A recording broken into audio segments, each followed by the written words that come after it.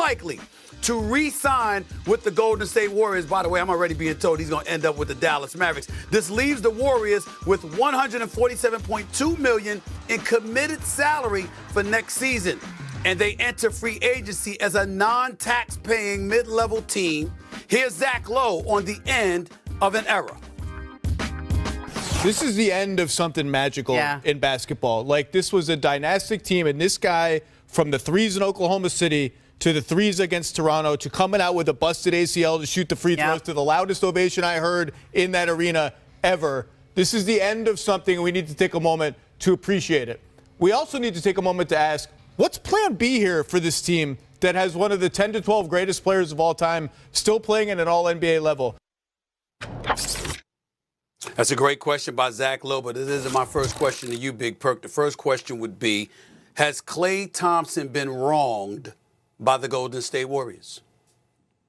Look, I understand it's business, okay, but it's also business principles. And when you're talking about Klay Thompson and what he meant to the Golden State Warriors, four-time NBA champion, the man is going to have a statue outside that arena or practice facility, but damn it, it's going to be somewhere in the Bay Area. I said this at the trade deadline that I felt like they should have ended this relationship and let Klay go, or got traded him and let him have a new destination.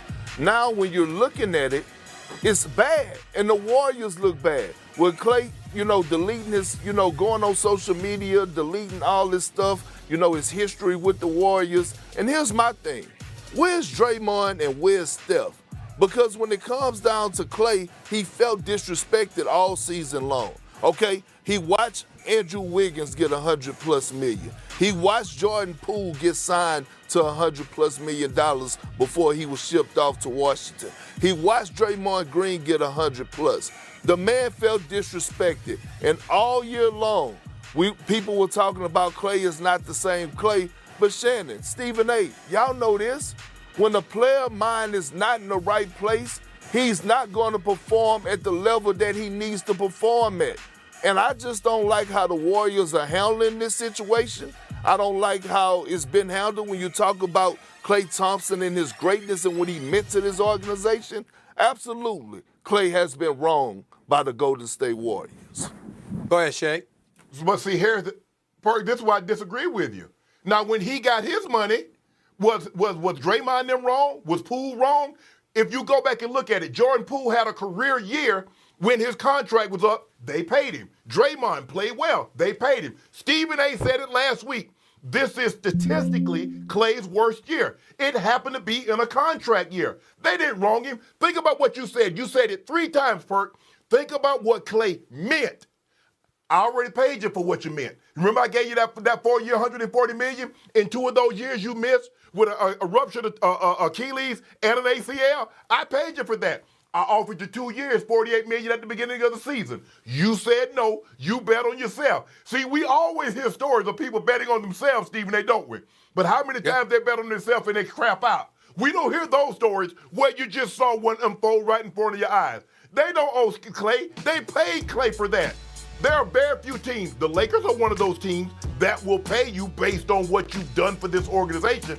But most businesses, most teams, like, no, bro, I'm giving you on what I believe you can do moving forward.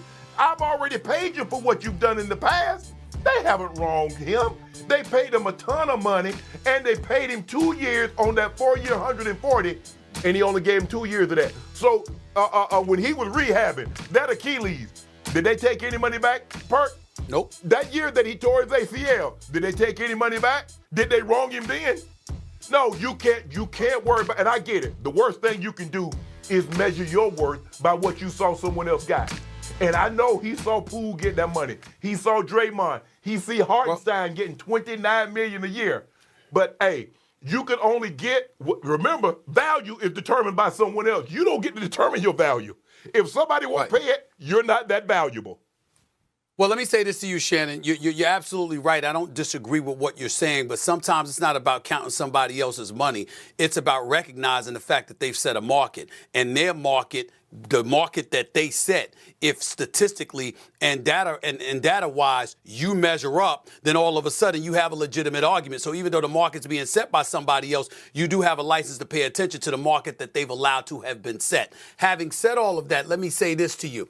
Klay Thompson, 17.9 points, 43% shooting from the field, 39% shooting from three-point range. This is a guy that shot 39% from three-point range. He had shot 40% or better from three-point range in 9 of his first 10 seasons, okay? We get that. Here's the statistic that I think we got to throw out, because the highlights, and I think as a show, we did somewhat of a disservice to Klay Thompson just now, showing some of those highlights. Ranked second on the team with 18.9 points per game after the All-Star break, shooting 45% from the field and 41% from three-point range. Most dudes in the league, 90% of the league can't do that. 90% of the league didn't do that. And so Klay Thompson doing that, we got to give credit where credit is due. But, Perk, here's why I agree with Shannon.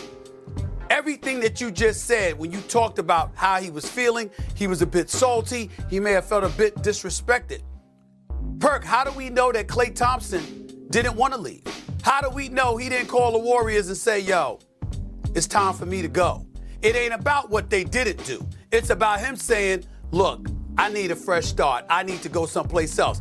I'm watching Kuminga play. I'm watching Podziemski play. I saw the pursuit of Paul George over the last few weeks, who's the same age as me. So it is entirely possible, because that's one of the things I've heard, it's entirely possible that Klay Thompson looked at the Warriors and said, don't bother. I want to get up out of here.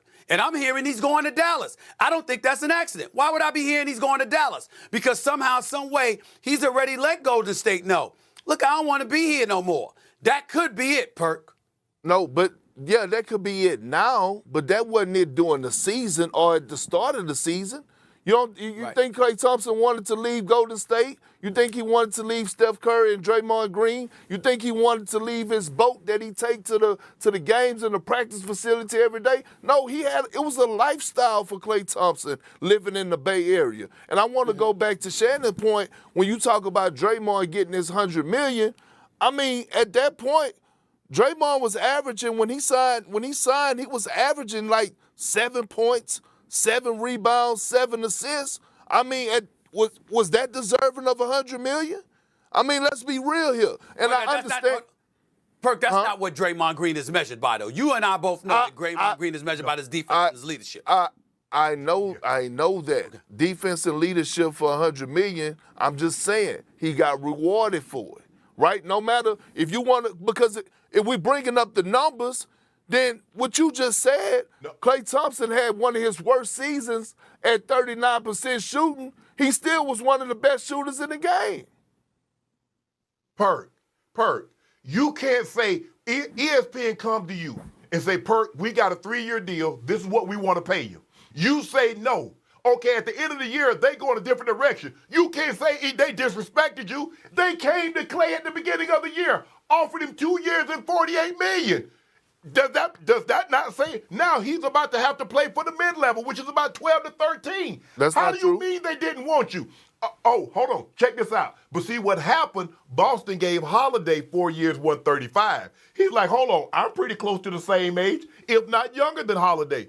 I can still do some of the things Holiday, again, Perk, you know how this goes. You and I both been professional athletes. Stephen A., you've covered this thing for 3 decades. You start looking over there and you see a player that's comparable and he get this kind of money. Well, I already know they're going to take care of your boy because I got 4 of these things and I've been yada, yada, yada.